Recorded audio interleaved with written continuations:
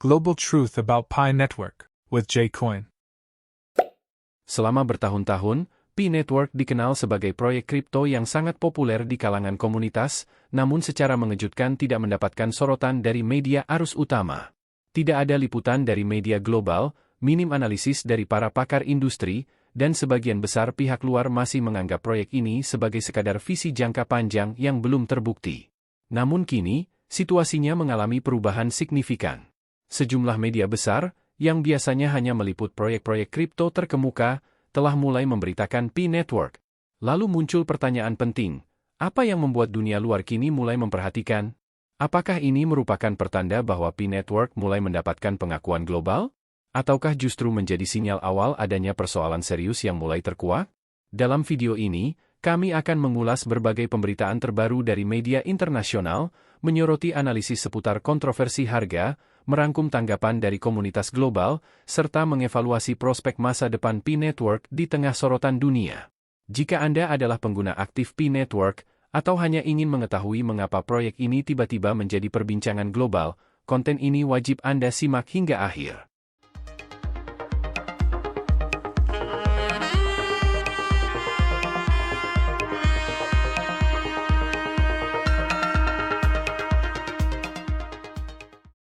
Fakta terbaru seputar peluncuran Open Mainnet.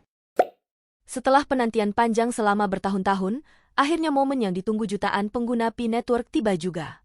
Pada tanggal 20 Februari 2025, Pi Network secara resmi meluncurkan Open Mainnet, tahap yang menandai transisi proyek ini dari testnet tertutup menuju jaringan terbuka yang bisa diakses lebih luas.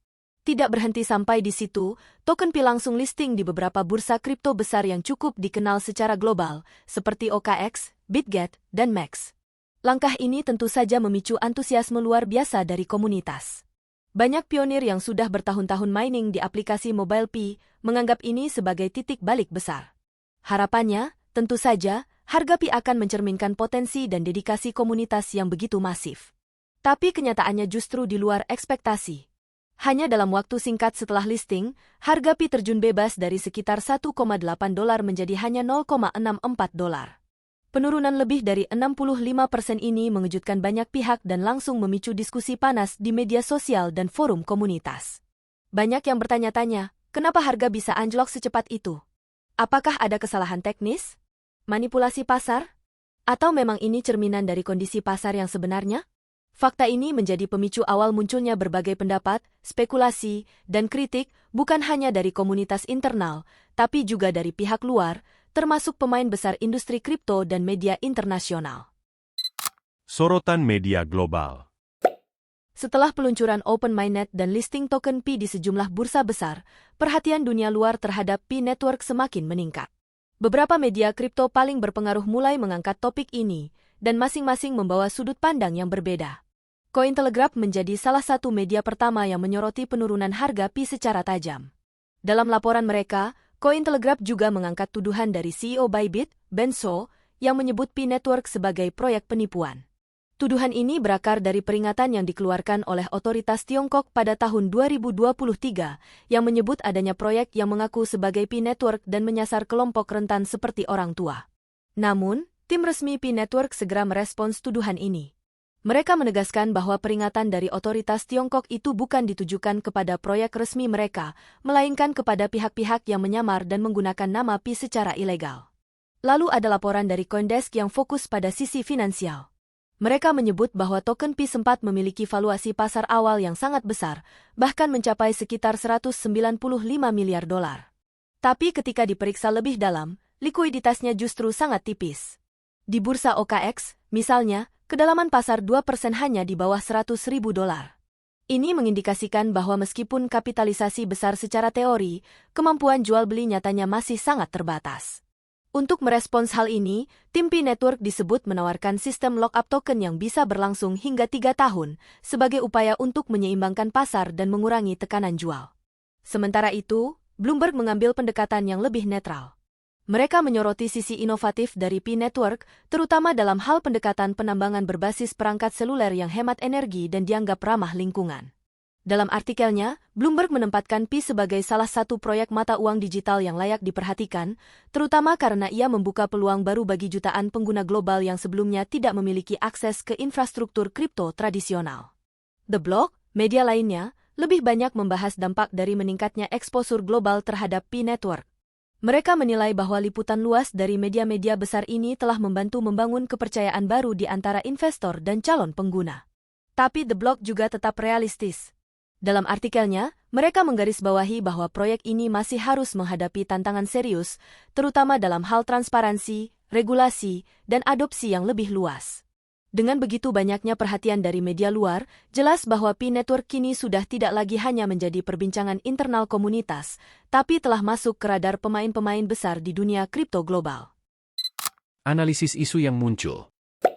Setelah euforia peluncuran Open Mainnet mereda, berbagai isu mulai mencuat dan menimbulkan perdebatan luas, baik di komunitas maupun media. Salah satu yang paling mencolok adalah masalah likuiditas. Meski CoinPi sudah listing di beberapa bursa besar, kenyataannya pasar belum benar-benar siap menampung suplai awal dalam jumlah besar. Kedalaman pasar yang sangat tipis menunjukkan bahwa volume perdagangan real masih terlalu kecil untuk mendukung harga yang stabil. Hal ini membuat harga Pi mudah jatuh dan menjadi pemicu utama turunnya kepercayaan sebagian investor baru. Di sisi lain, reputasi proyek juga sedang diuji. Tuduhan dari pihak seperti CEO Bybit memunculkan narasi negatif bahwa Pi Network adalah proyek yang mencurigakan.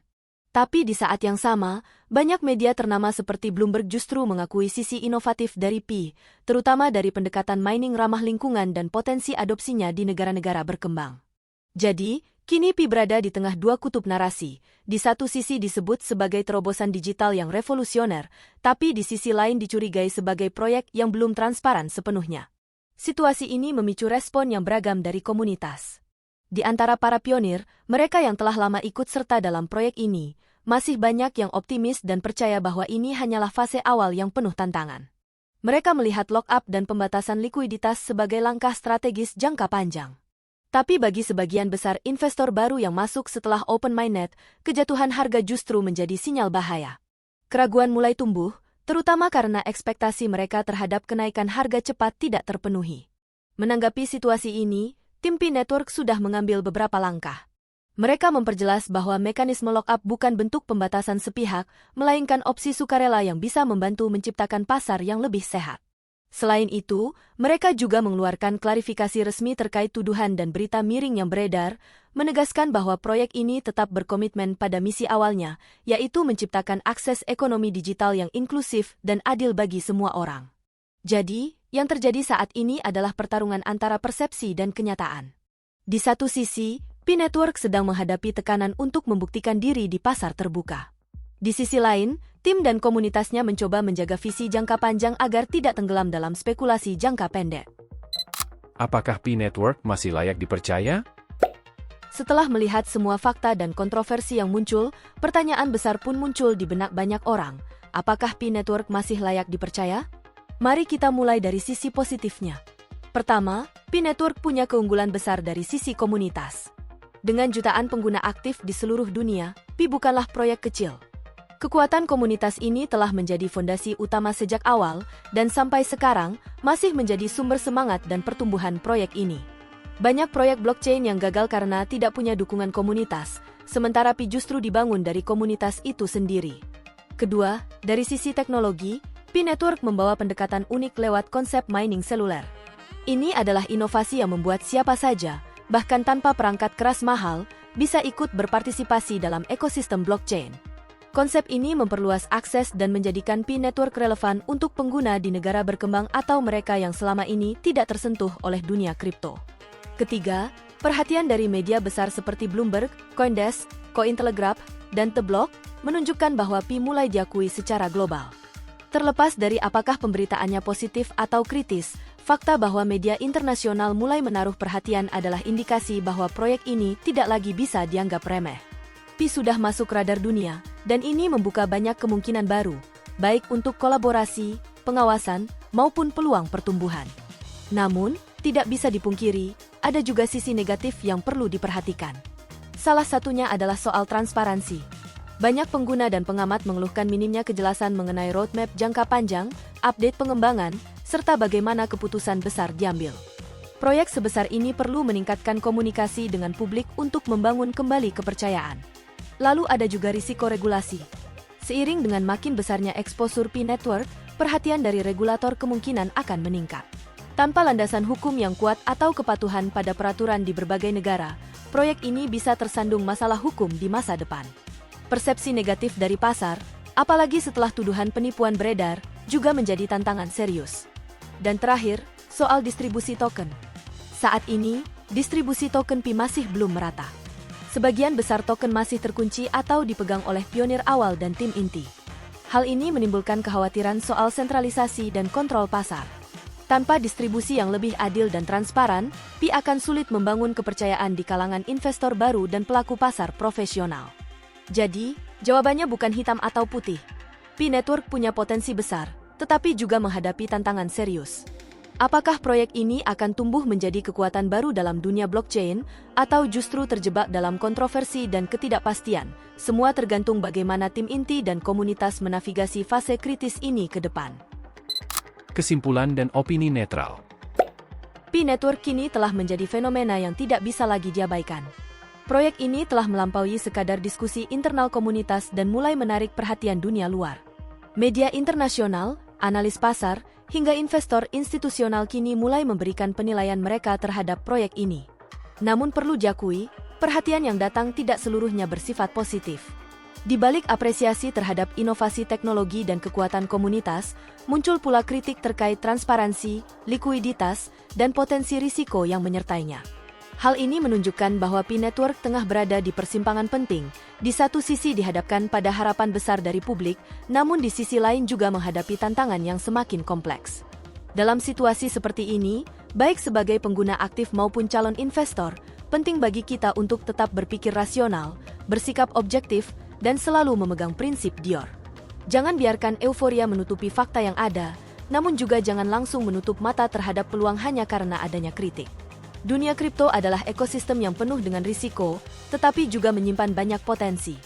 Tugas kita adalah memahami keduanya secara bijak dan menyeluruh. Bagi Anda yang telah lama mengikuti P-Network, bagaimana pandangan Anda saat ini? Apakah proyek ini masih sejalan dengan visi awalnya, atau justru mulai menjauh dari arah yang telah ditetapkan? Saya tertarik untuk mendengar pendapat Anda. Silakan bagikan di kolom komentar.